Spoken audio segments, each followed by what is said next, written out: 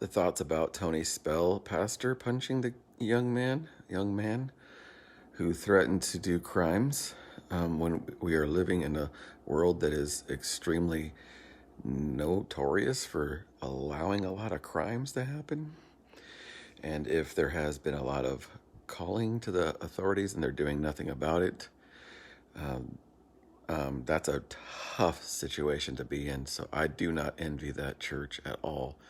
I don't envy being in any type of position where you have to make a decision like that.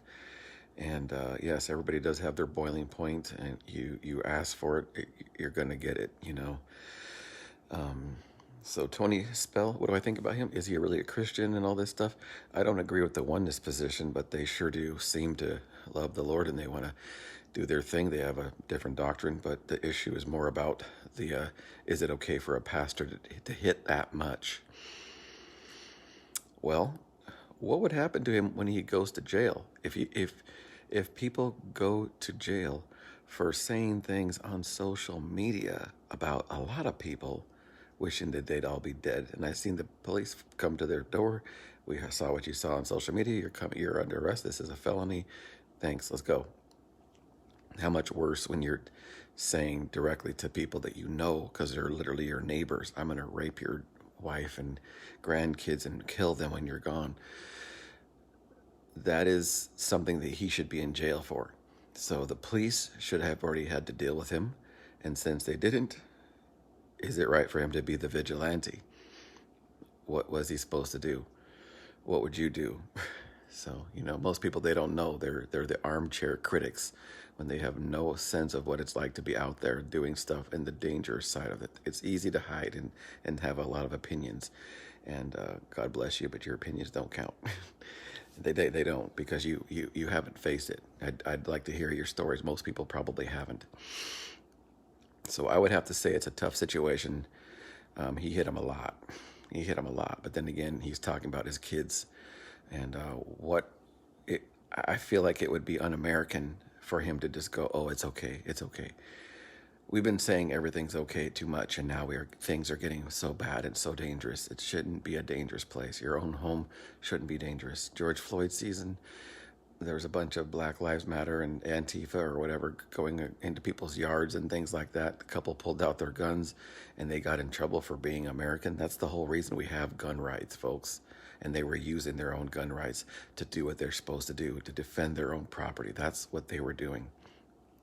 Nobody should be in trouble for obeying the law. That's well within the legal understanding of true Americans. No one should ever have to pull a gun out if people weren't breaking the law in the first place. You know, it's like people harming our brothers and the good side of the Jews in Israel and Jerusalem, and they get butchered like Holocaust and worse. And then people get mad at them for doing bad to other people because they're getting a little tired of it. You know, you haven't been in their shoes. The armrest critics need to zip the lip. You know, go into the battle instead of just living on the couch and behind your keyboard and act like you got something to say. You don't. You have no idea. And he kind of strikes me as the kind of pastor who doesn't like to coincide with everything that people like to, you know, we're following all the rules. He's going to follow the true Christian rule and the true American rule, not the mandates that don't make any sense. And he's not the only one that didn't back down. I saw a Catholic church that wouldn't back down. Other traditional liturgical churches wouldn't back down. And they were very vocal with their mouth against the police, and as they ought to. Police have to do their job.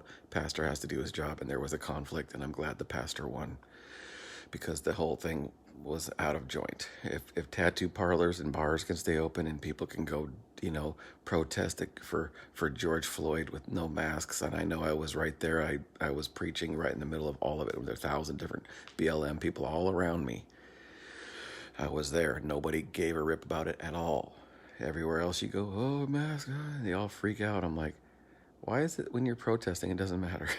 So stupid. So, brethren, stuff doesn't make any sense. But one thing that makes sense is that someone threatens your wife and your children. We are supposed to provide for our families. Men are supposed to provide for your wife and kids and the servants in the home, everyone who serves in the home. It's all under your protection.